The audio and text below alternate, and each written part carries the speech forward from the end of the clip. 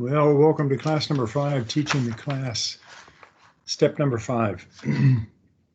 We're going to be looking at effective Bible methods. It really in this class and asking questions. Teaching the Bible is like building a bridge from the modern world to the biblical world and then back again.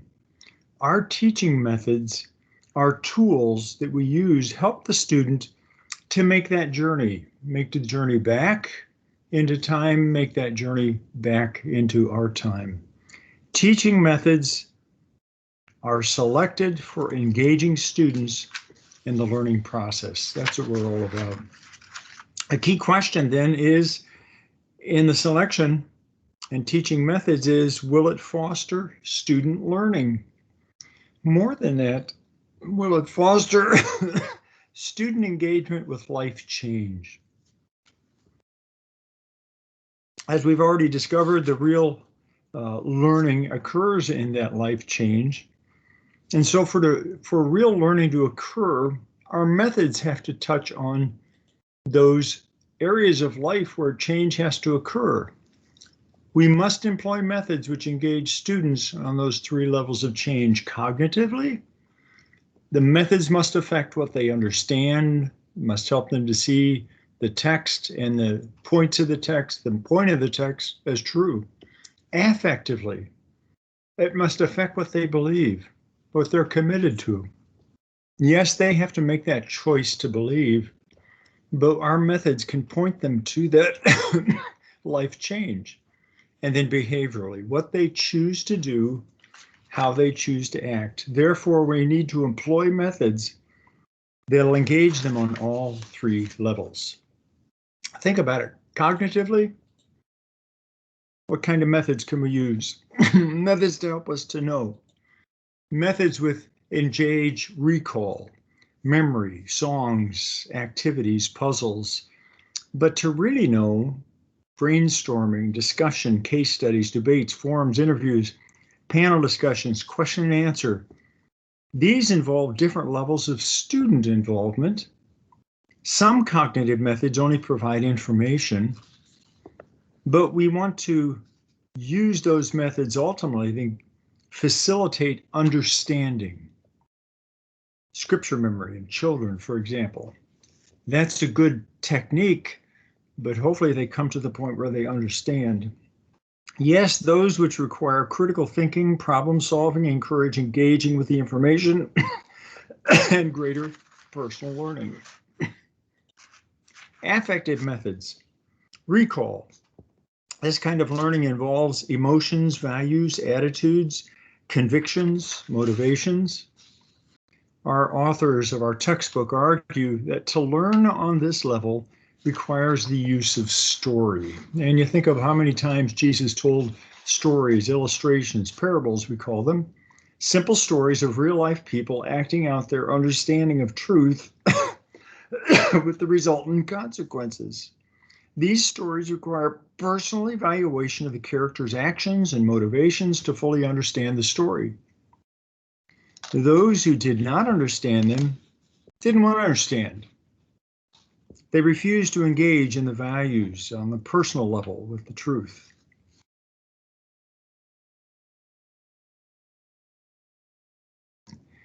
Affective methods are any that go beyond the head and affect the heart. Behavioral methods. More is caught than taught. Personal example teaches. So we use case studies, stories, drama, skits, video clips, testimonies, work projects, mission trips, debates, personal discussions, creative writing. Any method that goes beyond simply filling the head to affecting the heart is an affective. Behavioral methods help the student to change behavior, to learn a skill, to enhance an already existing skill. It must be repeatable and personally doable. That's what we're hoping for. Real change requires practice and repetitive activity and be measurable. People have done studies that 30 days it takes 30 days to change a habit or to add a habit. So methodology for behavioral methods demonstrate proper behavior, guide practice, oversee performance, measure performance.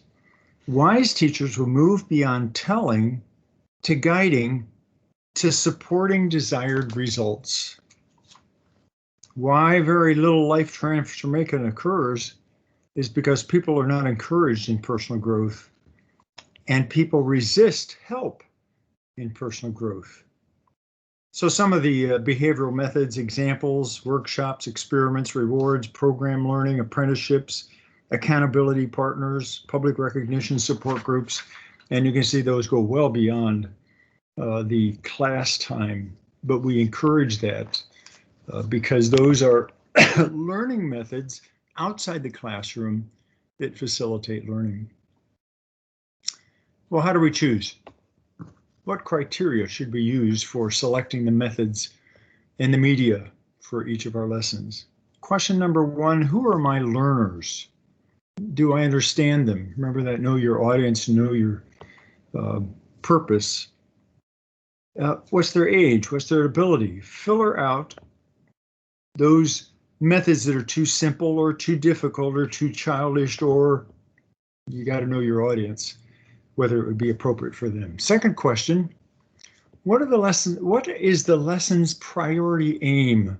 Yeah, there are three that we talk about, cognitive, affective, and behavioral, but usually there's one primary given the limited amount of time that we have. What is that objective? Is it for understanding? Boy, I really need to make used all the time to make sure they understand. Is it belief, convincing? Well, then I need to select methods that move us beyond understanding to convincing. Is it application? Yes, we remind them this is the understanding, and if they're committed to that, this is the evidence of how your commitment will be lived out. Life change. Question number three, what aspect of the lesson am I in? As I work through my lesson, different methods work in different sections. In the hook, I want methods that engage interest. In the book, I want methods to ensure comprehension. In the look, I want methods to affect motivation and belief. In the took, I want methods to practice appropriate behavior. Question number four, what resources will it require?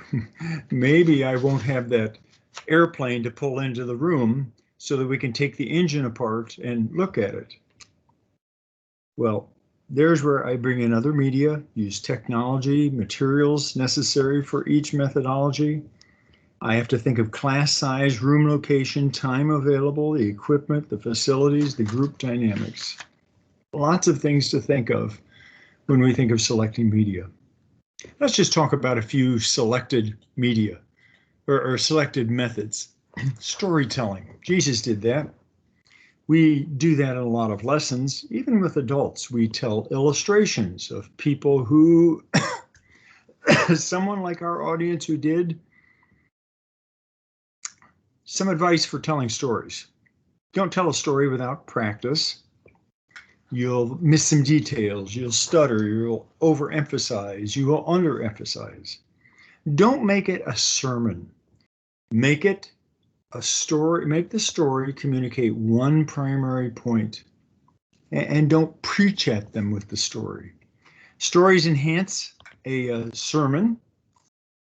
Sermons don't enhance stories.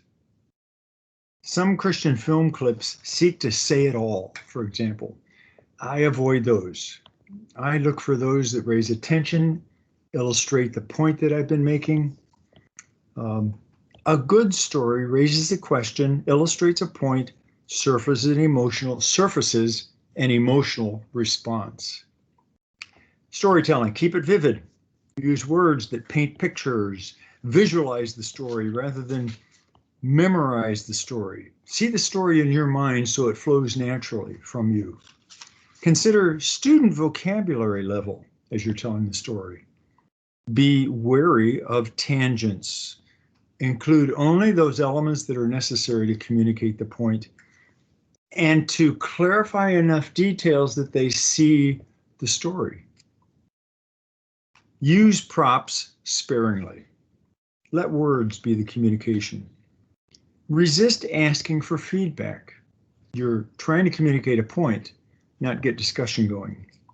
Later, afterwards, for sure, not while you're telling the story. Don't illustrate a story. A story within a story may work in writing, but it's very confusing in speaking and teaching. Provocative questions. We're going to talk a little bit more about questions. Questions don't just happen. Questions formulated on the spot are often vague and unproductive. So write out questions carefully in advance. Avoid yes, no. Should we do this? Yes. Okay, now what do I talk about? Short answers are another thing to avoid. Avoid short answer questions in favor of questions that motivate thinking, critical thinking. Often good questions come from the students. So when they ask them, bounce them right back at them, reflect it to them. Case studies is another one. Information about a situation, an incident in a real life person is presented along with a set of questions intended to engage the student's thinking. You aren't telling a story as much as setting a scenario in which a person has to decide, has to process, has to respond.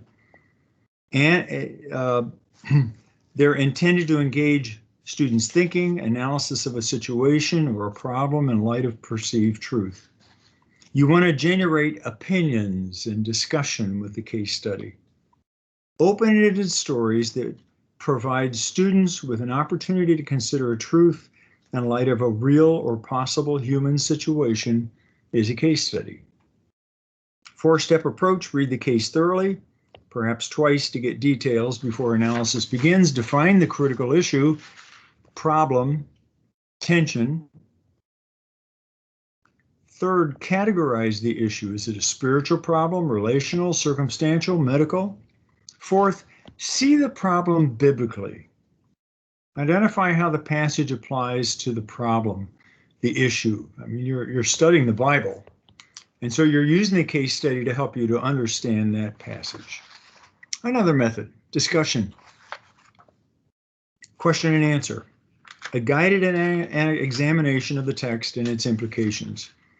Handling those who talk too much, talk too little is a difficulty, but it's a skill that we can learn. The key to good discussion comes in the use of questions that stimulate thinking and the use of case studies that bring the class to real human experiences. So let's shift our thinking to asking questions. Oh, excuse me, I missed a page. Turn one too far. Buzz groups. Now, what's a buzz group? That's an old term. Smaller groups that have an assigned passage or topic or questions, a discussion topic to evaluate. So you're teaching, you've raised questions, had a discussion, you say, all right, divide up in twos, threes, dyads, triads, and talk about, and you either hand out the question or you assign the passage. It's listed on the board. Then the group comes back and shares their findings. These allow students to communicate class content as well as to engage others in learning. And then the good old tried and true lecture. When done well with adequate illustrations, examples, visuals, stories, structure, lecture is valuable. But as one prof told me a number of years ago when I asked him when I first started at Calvary, he says, what's a good way of teaching? Lecture for about 10 minutes and then discuss a good 5 to 10. Back to lecture, discussion, engagement. Don't just drone on and on and on, and they fall asleep on their notes. That's what happens in school. Well, let's shift now to questions. Asking good questions. What are the value of questions? Involving a class in question and answers is the first step away from monological teaching, away from being teacher-centered and now movement toward student-centered. Learning takes place when students are verbally as well as intellectually involved in educational activities. The student must comprehend truth in their own mind and then express it in their own words. So questions begin that formulation process that then you listen for answers, getting them to verbalize it. Question and answer teaching allows the student the opportunity to share his or her insights and to verbalize questions needed and needs for learning. But it also gives feedback to you, the teacher. It shows you insights into the level of the student's learning, comprehension of the material. The basis of question and answer for Christian teaching is in Jesus, who frequently asks questions. There's over 100 of them that he asks, as we see in the Gospels. Who do people say that I am? Do you want to get well? Do you want to go away as well? Do you believe in the Son of Man? Everyone who lives and believes in me shall never die. Do you believe this? What shall I say? Save me from this hour? Shall I not drink the cup the Father has given me? Woman, why are you weeping? Simon, do you love me? Well, the value of question and answer. Although the use of questions doesn't automatically produce effective teaching or learning, it's one method that will greatly facilitate communication. And therefore you can gauge learning. You can affirm learning. It satisfies the need for student and longing for student involvement. I mean, yeah, there are some students that just want to sit there, write it in, or not be asked a question, but there are many that do, and those that don't ask questions needed to be engaged. It solicits feedback from the student that's valuable to the instructor. You know whether you're hitting it or whether you're not. It stimulates the natural longing to explore the unknown, to express curiosity about that which seems different or strange. It's like a child constantly asking, why, Daddy? Why? Why does that happen? Next, it directs the student's attention to the passage, the lesson contents. It also engages the student and the class. Yes, you're with a student, but if others are awake, they're being engaged too. It facilitates review and fixes facts in the mind and memory of the student. And it fosters the climate that it's their class, not just yours. But there's some problems, some downsides of question and answer. It can keep the discussion shallow if you're only asking cognitive questions, factual data, only that which requires an objective instead of critical thinking. Yes, that's necessary for understanding, but question and answer must also be used to reach the affective values and beliefs level and the behavioral application and life change levels. Second, it must not be a substitute for the actual direction of the learning toward the deeper levels, the lesson aims. Questions cannot impart objective data. I mean, it's not an indicative statement. There needs to be the formulation and statement of a truth claim, an indicative phrase, an indicative sentence, a declarative sentence. What should a Christian do now? Well, a question doesn't give the answer, it just raises the discussion. If you never get the answer, has learning been facilitated? We must patiently and faithfully await Jesus' second coming or our death and promotion to glory. That's a statement of truth. That nails it. What I should do, I need to patiently wait for Christ's second coming. Another problem with a question It can utilize too much time asking the question and not enough time listening. That happens when we elaborate too much. The problem of silence after a question. We ask a question and nobody in the room responds. And we think it's so long and nobody wants to answer. Wait. Encourage them answering. Perhaps you didn't state it clearly. Perhaps it just doesn't seem to relate to the whole of the class. But we're getting students to talk. So it communicates an expectation when we wait and we allow them to respond. Or if we've been too shallow, we've got to ask, do you understand my question? Well, yeah, we do. You just told us the answer a minute ago. Oh, because sometimes we aren't up with what we're thinking. And then sometimes our questions are too deep, unanswerable. We got to be careful with those. So how do we improve our questions? Principles. Plan in advance, write them out. In your lesson plan that I've given you, that's what the right-hand column's all about. You write out your methods, you write out your questions you're going to use and where you're going to use them as you're teaching the lesson. Secondly, be on the lookout for learning and teachable moments. A teacher is always a decision maker, trying to make a decision in how the answers to the question are of sufficient benefit to the class and the student to take time to deal with the answer. Maybe their answer is great, sufficient, move on to the next point, but maybe their answer and the way they said it is a teachable moment to affirm, to go beyond, to recognize another issue.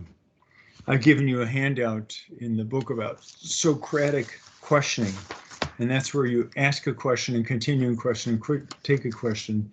This handout about asking questions.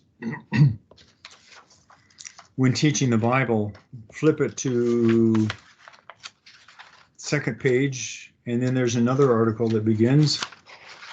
Get these pieces of paper apart. Designing effective projects, questioning the Socratic questioning technique. The Socratic questioning technique got repeated twice there, didn't it? But look that through. Evaluate it yours in the classroom. It takes a little skill to practice Socratic teaching and questioning. Another issue in preparing, sometimes give students the questions ahead of time, study questions to prepare before class, questions for the intro that'll prime the pump.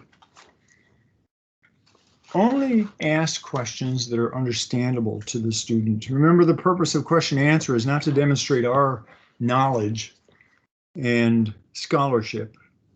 It's not to show how our superior intelligence can show them up, but rather it's to engage them. Fifth, the teacher's response to the answer is so important. Rarely a student will try to disrupt with a senseless question. Yeah, you've got the class clown that'll get everybody laughing and you laugh along, but then turn it around real quickly and engage the serious issue. Therefore, every question and the student who asks deserves the teacher's respect. Saying, that's a stupid question, it's not a good response, or a stupid answer, perhaps even. Direct the question.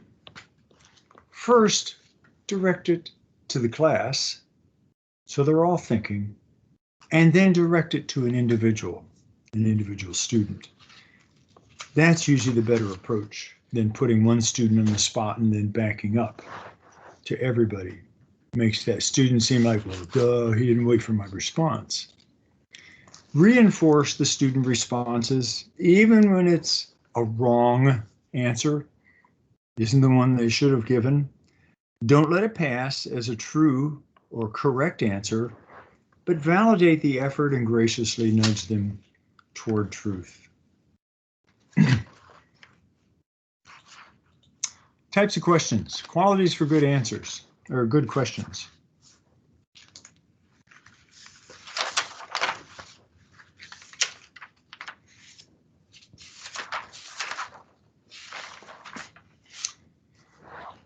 They should be precise. Look for specific things. They should be important.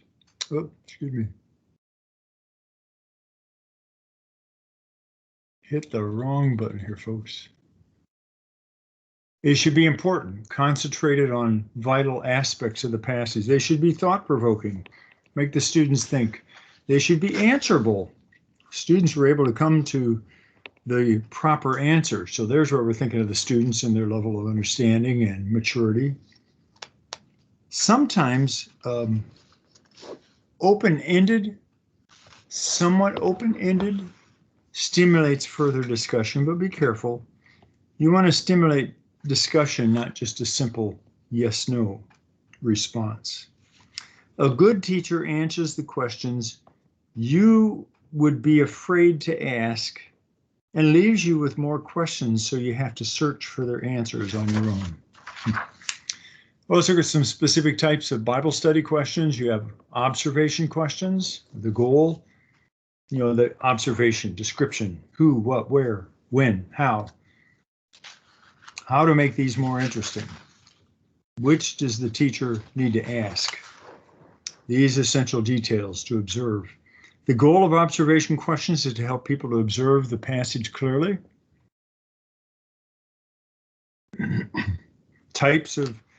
Four types of observation questions. Questions about content. Oh, I had them there. I thought they were separate. Context, place the passage in relationship to surrounding passages. Background, the author, the audience, the history. Subject matter, what the passage is about. Form, they're your genre, organization, structure, literary devices. Guidelines for observation questions, short and clear. Specific, tied to a detail in the text. Better two short questions than several strung together. Factual versus opinion, if you're just observing. Related to the point or the message of the passage. Answerable, or gives info. Avoid who, what, where, when, the real simple ones, but don't use why. That's an interpretive question. Interpretation questions.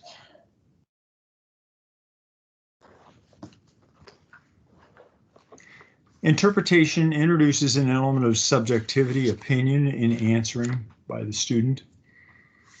But the best questions are those which lead to logical conclusions of the authorial meaning, not subjective personal meaning. Well, it means to me, no, we're looking for them to come to the conclusion, this is what it meant to the author. I understand what he means. Our goal with interpretive questions is to help the student to analyze and then to interpret the meaning of the passage. We use analysis, synthesis, categorization of the facts revealed in observation in order to conclude meaning. These are usually questions which lead back to the topic and the theme of the passage, the main idea, the message. Interpretive questions are more open-ended and often have more than one good answer, meaning they're thinking about it. If the author's meaning, we are looking for only one answer to that because he has only one meaning, but many complements. If we see multiple things going on, we're seeing aspects then of that main idea, and we need to interpret them all. Distinguishing between observation and interpretation. An observation is about what the Bible says. An interpretation is about what the Bible means and the significance of what's been observed. We have to know the difference and help the students to know. Help them to achieve adequate balance in the study of observation and interpretation. Help them to know how to deal with comments made by students during a study, and me to do that. Observation must be accurate facts. Interpretation must be conclusions. It helps to gauge time. Interpretation questions take time to process. So guidelines for interpretive questions. Be clear in your mind about the observation and what it means. You must be, the question must be clearly tied and grounded in the text. That's what we're trying to find, not things brought in from other places. Avoid first-person pronouns, I, me, we, us, which lead too quickly to application. Go back over the bridge and stay in the they, them when you're making observations and conclusions. Paul was encouraging his readers to, yes, we'll get to application, but don't jump too soon. Application questions. The process. Summarize the main principles, truths, then formulate questions to lead students to talk about how to live out those principles. There are general application questions. How should Christians? And then there are personal. How should you? Not talking personally to one specific person, but now directing into their lives with a clarification going on afterwards. Types of application questions.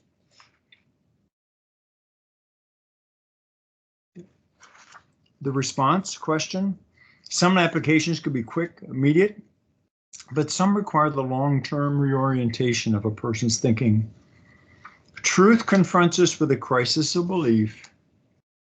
I cannot go with God and continue going my way, but how should I change? Following in God requires faith. I believe it's something I will do. And then action. I choose now in my life situation to do, and they personally need to answer that. So there are response questions, Bible bridge building questions, bringing that which is true to life in the text into today. Situational questions.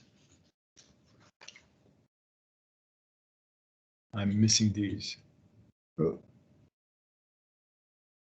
Well, I don't have them there. Situational questions relating principle and truth to concrete situations, and then gospel-focused questions. Sin, Savior, salvation, not just self-improvement issues.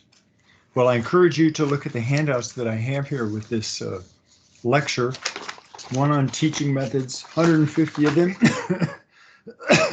just to prime the pump, and then that one about questions and how to ask and answer, respond to the answers of good questions. Well, enjoy developing your lesson plans. I'll be looking forward to seeing them when you post them in Canvas. You all have a good day.